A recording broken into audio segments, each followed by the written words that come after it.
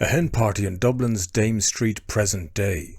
It's hard to imagine that over 850 years earlier, where this street is today, the sound of Dancing Queen would have been replaced by the sound of charging Norman cavalry clashing with furious Dublin Vikings. And this story is about the Battle of Dublin in 1171. The Norman invasion was over 2 years old by the time of the battle. In 1169, the Normans had begun to land in the southeast of Ireland, and over this year began to build up their forces. One of the places they landed was here at Baginbun Beach in County Waterford.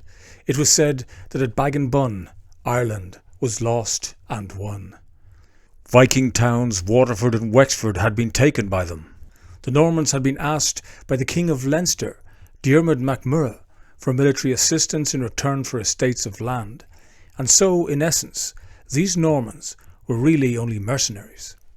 One significant landing in 1170 was by a Norman lord called Richard de Clare, nicknamed Strongbow, who came to Ireland from Wales. Strongbow brought over 200 knights and 1,000 footmen and archers. Now, with their forces consolidated, it was time to march on the great prize of Dublin. The town of Dublin was at this time one of the most successful ports in the Viking world. Possession of Dublin was vital for the conquering Normans.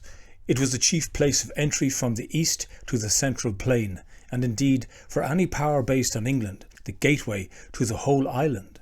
As such, possession of it was worth a fight, and Strongbow showed that he was aware of it. Besides, unlike the Irish Vikings, to whom towns were prizes to be won but not places to live in, the Normans were willing to possess it.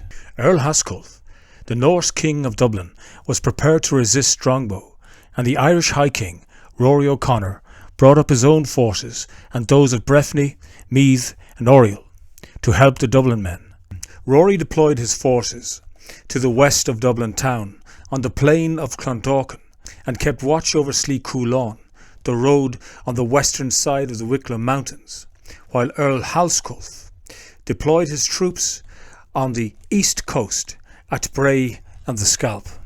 Diarmid knew his own kingdom, however, and brought his allies across the thickly wooded plateau from Glenmacnas to Sallygap, and from there over the flank of Capure Mountain to Rathfarnham. Seeing the impressive array of mailed horsemen and archers emerge from the woods, Hasculf sent out Lawrence O'Toole, the Archbishop of Dublin, to seek terms. The Norman adventurers had come too far to parley now. With Milo de Cogan and Raymond le Gros in the van, Strongbow's men made a furious assault on the walls, overran the city and butchered many citizens. Hasculf was fortunate to make his escape by ship. So swift had been the Norman triumph that Rory could do nothing for Dublin. The High King's sole response was to put 3 hostages to death, one of them the son of Diarmid mac Murrough. During the winter of 1170-71, the Normans repaired the city's defences and built a motte castle surrounded by a deep ditch. In May 1171, Hasculf returned with 60 longships filled with Viking warriors from the Northern Isles. They came ashore below the town at a place called the Stein. This was an open space on the south bank of the Liffey, in the area where Trinity College now stands. The Viking warriors were led by John the Woad, a famous berserker fighter. So the term berserker is referenced in many of the Old Norse writings, and it refers to a warrior who got himself into a furious or trance-like rage by building himself up into this almost psychotic rage. So much so that on a battlefield they would strike at either friend or foe, and in many cases they would wear either bear skins or wolf skins to distinguish themselves on the battlefield, so that a friend would give them a wide berth to avoid what we'd call today as a friendly fire incident.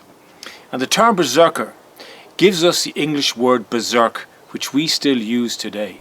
At the mouth of the Liffey, the Northmen leapt from their vessels to advance in phalanx on the city walls. They were, in the words of Gerald of Wales, warlike figures, clad in mail in every part of their body, after the Danish manner. Some wore long coats of mail, others iron plates skilfully knitted together, and they had round red shields protected by iron round the edge. These men, whose iron will matched their armour, drew up in their ranks, and made an attack on the walls at the eastern gate. On this occasion, as usual, we find the Normans outside the fortifications and fighting in the open against the combined force of the Dublin men and their allies, which exceeded the Normans in numbers.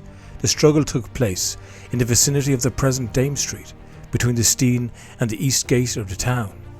Miles de Cogan, who led the Normans, was worsted and fell back fighting to the gate.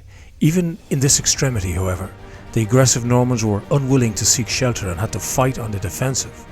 While he continued the struggle at the east gate, de Cogan sent his brother Richard secretly and hurriedly through the west gate on the other side of the town. Richard had 30 knights.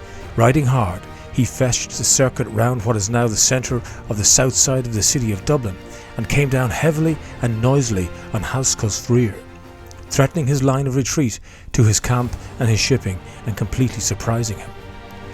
The rear of the Norse force turned to face Richard. Miles sallied over the Poddle, ever audacious. He flung his last man at the red, iron-rimmed shields, locked now in a hasty shield wall. Hasculf was caught.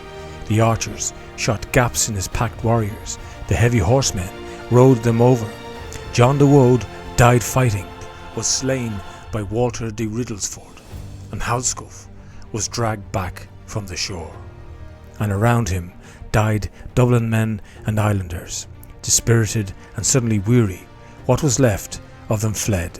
Hasculf's life was spared, recorded Gerald of Wales, with a view to ransom, and he was in the court in Milo's presence, when in everyone's hearing he made the following angry assertion, quote, "This is only our first attempt, but if only I am spared, this will be followed by another expedition on a far larger scale, and having a different outcome from this one." When they heard him say this, he was immediately beheaded on Milo's orders. And these arrogant words cost him that life which he had been mercifully granted only a short while before. So Rory O'Connor, the most powerful High King in Ireland, would return with a huge army in the late summer of 1171 and lay siege to Dublin. But one man who was not at the first battle was Strongbow, and he would make his presence felt at the second battle. I look forward to telling you that story next time. Until then, thank you for watching.